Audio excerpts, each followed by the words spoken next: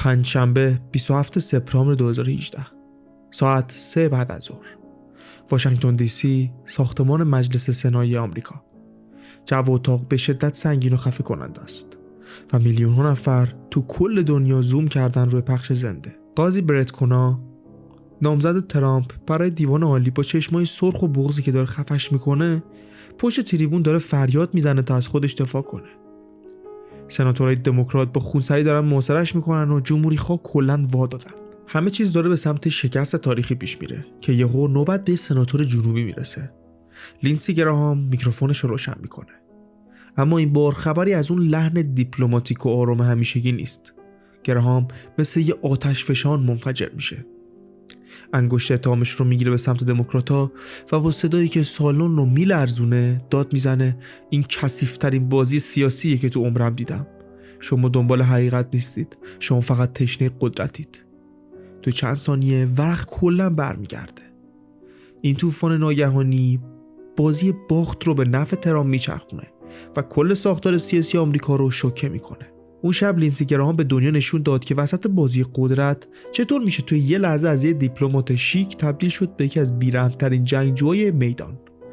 اما امروز وسط تمام جنجال‌های سیاسی سال 2026 یه خبر فوری و کوتاه مثل بمب توی کل دنیا میترکه و همه چیز متوقف میشه. لینسی گراهام، سناتور کهنه‌کار، بادیگارد سیاسی دونالد ترامپ و یکی از بانفوذترین و در عین حال متناقض‌ترین چهره‌های تاریخ مدرن آمریکا تو سن 71 سالگی از دنیا میره. مردی که اسمش با جنگ، لابی‌های پیچیده پشت پرده، چرخش‌های 180 درجه‌ای و وفاداری‌های عجیب و غریب گره خورده بود. بالاخره به خط پایان میرسه و به تاریخ میپیونده. حالا مرگ این آدم واشنگتن رو توی سکوت سنگین فرو میبره. رفقای قدیمی و دشمنای سرسختش همه شوکه و مبهوت موندن. اما برای اینکه بفهمیم لینسی گراهام اصلا چطوری از این شهر کوچیک توی یک کافه محقر خودش رو به تاریک‌ترین و قدرتمندترین اتاقای واشنگتن رسوند و چرا بهش لقب آفتاب پرست بزرگ سیاست آمریکا رو دادن، باید داستان این مرد هزار چهره رو از اول بشنویم. پس تا آخر این ویدیو با من همراه باشید تا پشت پرده راز زندگی یکی از پرنفوذترین بازیگران تاریخ سیاسی آمریکا رو برداریم.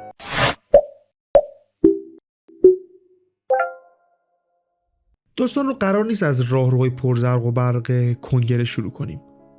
میخوام ببرمتون به سال 1955 به یک شهر کوچیک، خلوت و فقیر به اسم سنترال تو ایالات کارولینای جنوبی. لینسی اونجا به دنیا اومد. خانواده‌اش اصلا پولدار نبودن. پدر و مادرش کافه و مشروب فروشی کوچیک و شرجی رو به اسم سانتری کافه میچرخوندن. کل زندگی لینزی جوان توی همون بوی تند الکل و صدای برخورد چوبای بیلیارد به هم دیگه و رفت آمد کارگر رو به طبقات مختلف خلاصه میکرد. اتاق لینزی و خانواده‌اش دقیقاً پشت همون بار بود. یعنی از بچگی وسط واقعیت اوریان و خشن جامعه آمریکا بزرگ شد. اما زندگی قرار نبود با این پسر مهربون باشه. درست وسط دوران دانشجویی توی دانشگاه کارولینای جنوبی طوفان به زندگی زد. توی چند ماه اول مادرش به خاطر بیماری از دنیا رفت، بعدش هم پدرش سکته کرد و مرد. لینسی موند وسط یک دنیا بدهی، یه بار مشروب فروشی در حال ورشکستگی و از همه مهمتر خواهر کوچیکش دارلین که فقط 9 سالش بود. یه جوان 20 و چند ساله یهو بار سرپرستی یک کودک رو به دوشش میگیره.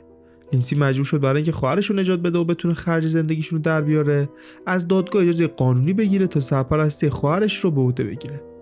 اینجاست که شخصیت گراهام شکل میگیره. آدمی که یاد گرفته بود برای بقا باید بجنگه، باید سخت باشه و با هیچ کس هم شوخی نداشته باشه. واسه اینکه بتونه یک شغل ثابت و آینده دار داشته باشه، وارد ارتش آمریکا شد. اما نه به عنوان سرباز تفنگ به دست، بلکه به عنوان وکیل نظامی توی بخش دادستانی ارتش یا همون JAG. همین دوران ارتش بود که یه ایده بزرگ رو توی مغز لینسی هک کرد. آمریکا باید قوی ترین ارتش دنیا رو داشته باشه و هر کسی که چپ بهش نگاه کرد و سر جاش بشونه. ایده‌ای که بعدها شد زیربنای تمام تصمیمات شخصی و سیاسیش. اوایل دهه 90 لینسی با خودش گفتش که وکالت نظامی دیگه بسته. وقتش وارد بازی بزرگتر بشم به اسم سیاست. پله ها رو خیلی سریع دوتا بالا رفت.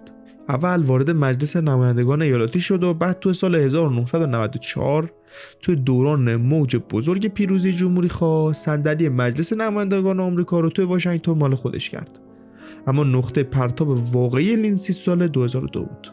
سناتور افسانه‌ای کهنه‌کار یعنی استروم تروموند که یک سکولار و نژاد پرست قدیمی بود، حدود نیمی از عمرش رو روی صندلی سنا گذرونده بود. تو 100 سالگی بازنشسته شد و لینسی گراهام دندان تیز کرد برای این صندلی.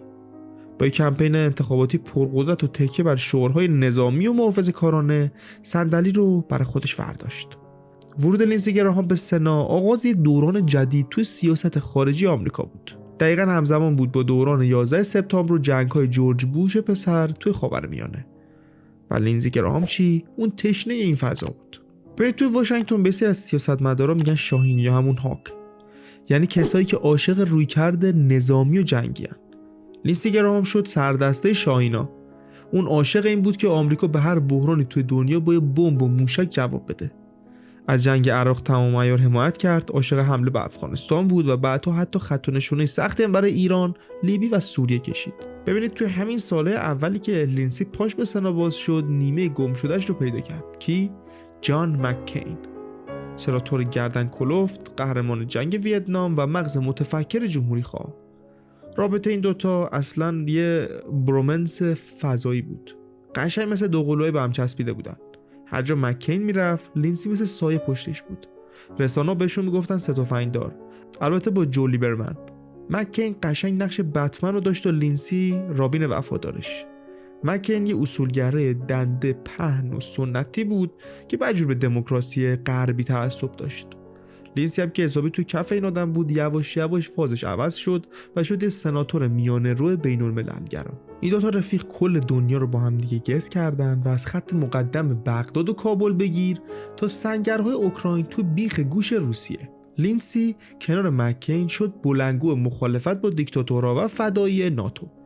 حالا نوا رو یکم بزنیم جلو، برسیم به سال 2015 و 2016، سالی که یک زلزله 9 ریشتری به اسم دونالد ترامپ کل سیستم سیاسی آمریکا رو شخم زد. اول داستان لینسی شمشیر رو از رو برای ترامپ بست.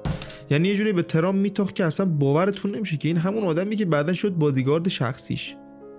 تو مصاحبه زنده سال 2016 لینسی با همون لهجه غلیظ جنوبیش قاطی کرد و گفت این ترامپ یه عوضی و یه نجات پرست روانیه، کل حزبمون رو داره باد میده.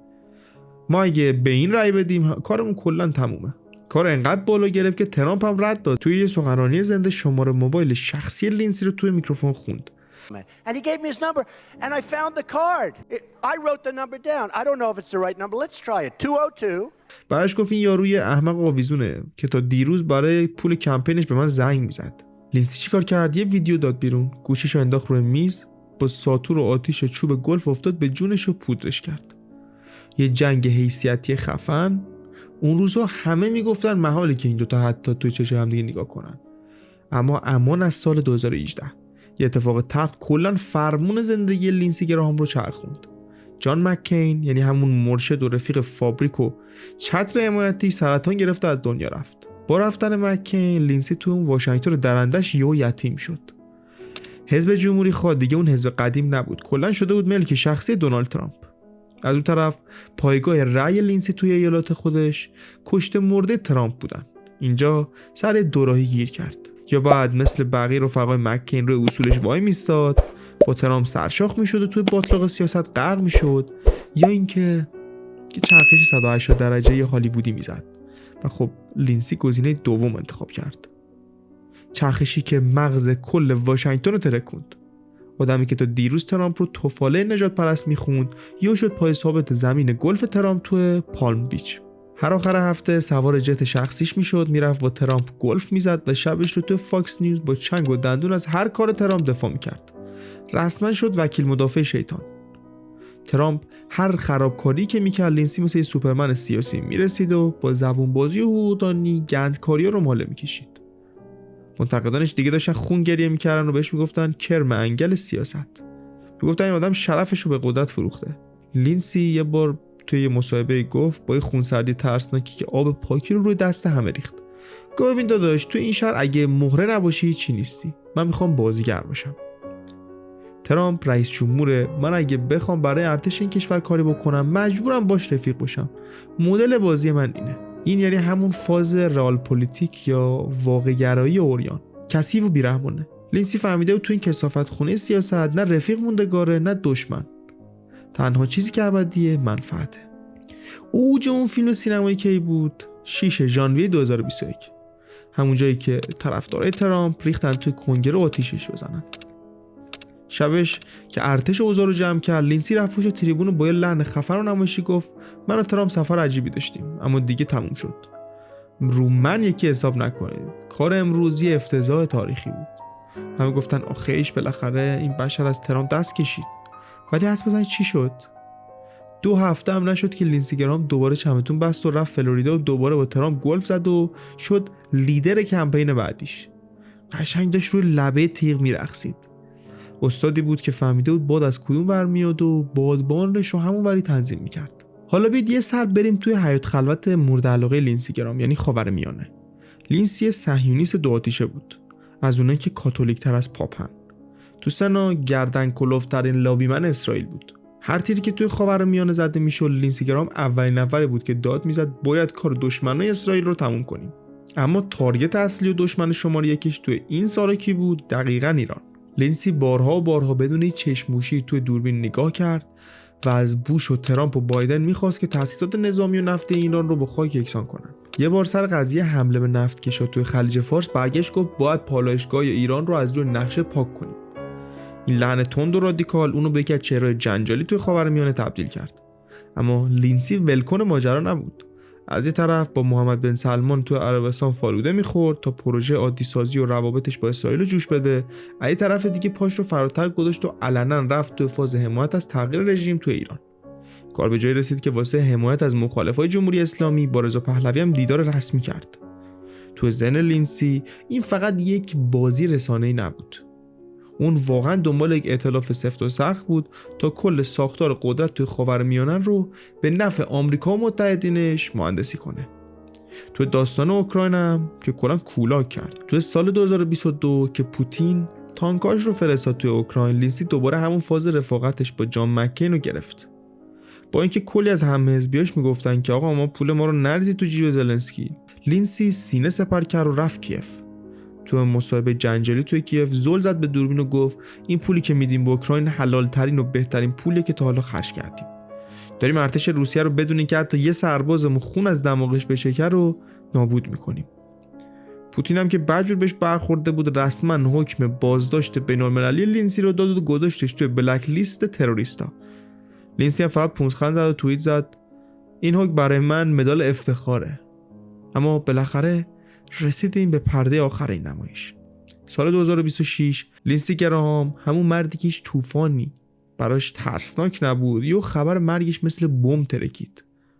اولش رسانه‌ها گفتن با یه ایست قلبی ساده مرده، پیرمرد 71 ساله است دیگه، تموم کرد. اما خیلی زود پچ‌پچ‌ها توی راهروهای تاریک واشنگتن شروع شد. مرگ لینسی دقیقاً توی مقطعی اتفاق افتاد که تنش توی خاورمیانه و اروپا به مو رسیده بود. یه عده گفتن این مرگ اصلا طبیعی نیست. گفتن این تاوان همون دشمن تراشی بیرحمانه است. از ردپاهای سازمان اطلاعاتی خارجی گرفته تا کینه‌های قدیمی و تئوری‌های ترور بیولوژیک و حذف فیزیکی یکی یکی. البته شاید هیچ کس نتونه که این ادعا رو 100% ثابت کنه. ولی حاله ابهام مرگش دقیقاً مثل زندگی پر از رازش برای همیشه ثبت میشه. قضاوت در موردش خیلی سخته. یه عده میگن یک مرد میهن پرست خفن بود که با چنگ و دندون از دموکراسی آمریکا و ناتو دفاع کرد.